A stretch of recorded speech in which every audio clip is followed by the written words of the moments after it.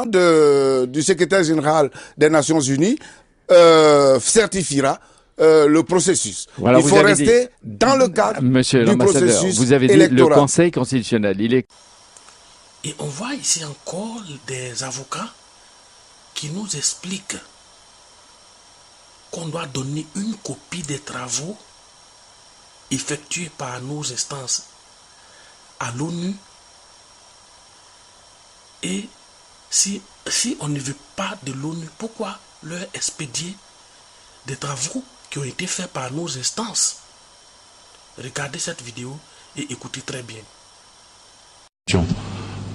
Mon grand confrère, Maître Kossougou l'a dit tout à l'heure, l'article 59 du Code électoral est clair en son alinéa 3, qui précise que la Commission électorale indépendante communique au Conseil constitutionnel, au représentant spécial du secrétaire général des Nations Unies en Côte d'Ivoire, autrement dit ONUCI, et au représentant du facilitateur un exemplaire des procès-verbaux accompagnés des pièces justificatives dans les 3 jours qui suivent le scrutin.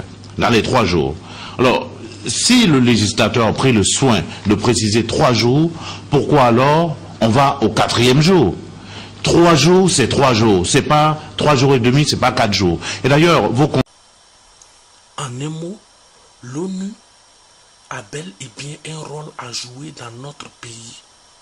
Et il n'est pas la force impérialiste dont tout le monde veut nous faire croire. Quel rôle doit alors jouer l'ONU en Côte d'Ivoire? Pour dépassionner le débat, on va laisser les points qui, à notre avis, sont trop complexes à la compréhension des hommes ordinaires que nous sommes en majorité et se concentrer, selon nous, sur le véritable problème de cette élection en Côte d'Ivoire.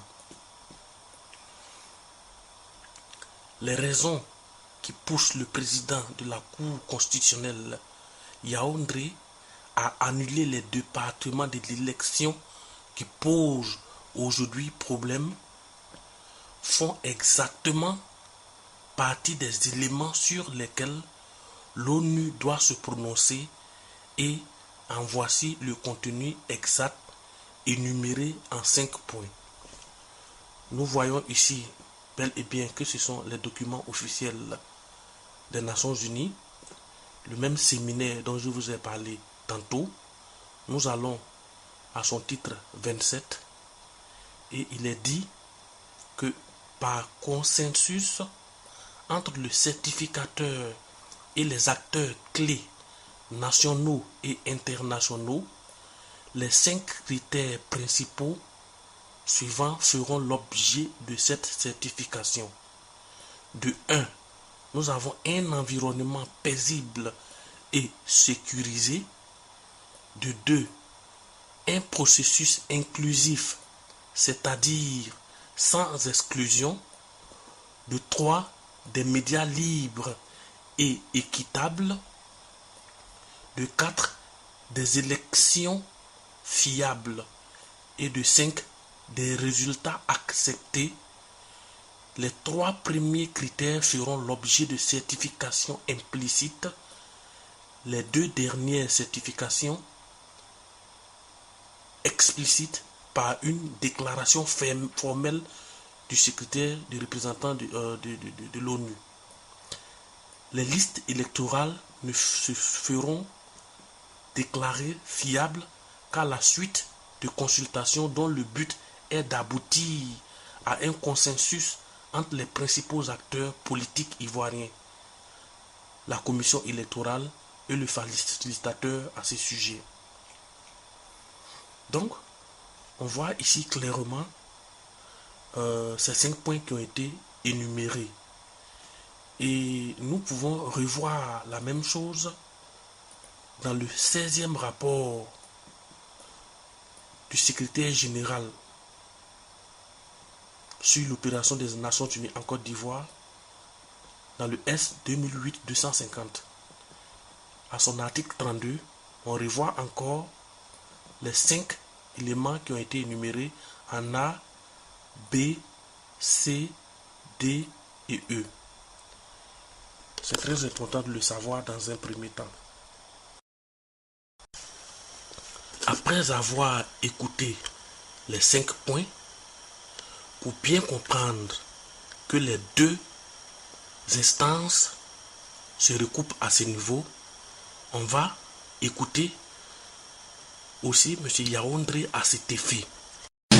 Qu'au soutien de ces requêtes, le candidat Gbagbo Laurent expose qu'au cours du second tour du scrutin de l'élection présidentielle du 28 novembre 2010 et auquel il a pris part, certaines irrégularités sont intervenues.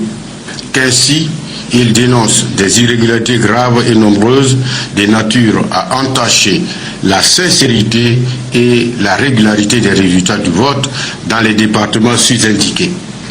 Que ces irrégularités sont relatives notamment à l'absence de ses représentants et délégués dans les bureaux de vote, au bourrage d'urnes, au transport de procès-verbaux par des personnes non autorisées, à l'empêchement de vote des électeurs, à l'absence d'isoloir, à la majoration des suffrages exprimés. Qu'en l'espèce, le requérant explique que ses représentants et délégués dans les bureaux de vote en ont été expulsés ou empêchés d'y avoir accès et qu'ils ont été parfois séquestrés, leurs mandats et documents électoraux détruits. Qu'ainsi, ces représentants et délégués n'ont pu prendre part aussi bien au déroulement du scrutin qu'au dépouillement des bulletins. Qu'il précise, le requérant évoque que plusieurs de ces militants ont été empêchés de voter et que d'autres ont été contraints sous la menace des armes à voter le candidat du RDR. Je crois que là s'arrête le tableau par région. Ont obtenu, après l'annulation des régions subventionnées, Gbagbo Laurent 2 54 537, soit 51,45%. M. Ouattara Alassane, 1 938 672, soit 48,55%. Considéré article 1er, les requêtes du candidat Laurent Gbagbo sont recevables, mais partiellement fondées. Article 2, les résultats du scrutin dans les départements de Bouaké, Kourogo, Ferke-Sédougou, Katiola, Boundiali, Tabakala et Séguéla sont annulés. Article 3, M. Gbagbo Laurent est proclamé élu président de la République de Côte d'Ivoire. Délibéré par le Conseil constitutionnel en sa séance du 3 décembre 2010. Je vous remercie. Donc, après avoir écouté les raisons qui poussaient M. Yaoundé à faire ces annulations, donc il fallait bien que l'ONU se prononce, même si c'est de manière indirecte, sur la décision de la Cour constitutionnelle. Pour ce qui est de la suite, on peut toujours discuter le fait que l'ONU avait ou n'avait pas le droit de dire directement le nom du candidat vainqueur, et aussi que la Cour constitutionnelle avait ou n'avait pas le droit d'annuler une partie des élections et prononcer le nom d'un autre candidat. Mais ce qui n'a véritablement rien à voir avec ce qu'on nous fait croire dans les images suivantes. De 1, nous voyons Maître Choukouri, éminent avocat, qui nous donne sa définition à lui de ce que nous venons de lire. Regardez. L'ONU a pour rôle d'aider les États à demeurer dans la paix ou à retourner dans la paix. L'ONU a pour rôle d'assister un État en cas de carence d'une manière ou d'une autre pour que la paix revienne. Et n'a pas le devoir ni l'obligation de s'ingérer dans l'organisation interne d'un État. Or, à quoi assistons-nous? On nous dit que Choi a fait sa déclaration parce qu'il avait le pouvoir des certifications des résultats des élections. Je dis oui, mais certifier ne veut pas dire valider, c'est différent. On certifie que le document qu'on a entre les mains émane d'une autorité compétente. On certifie que les résultats qui ont sanctionné les consultations électorales deuxième tour de la République de Côte d'Ivoire ont été effectivement proclamés par une institution prévue par la Constitution conformément à la loi. Ici,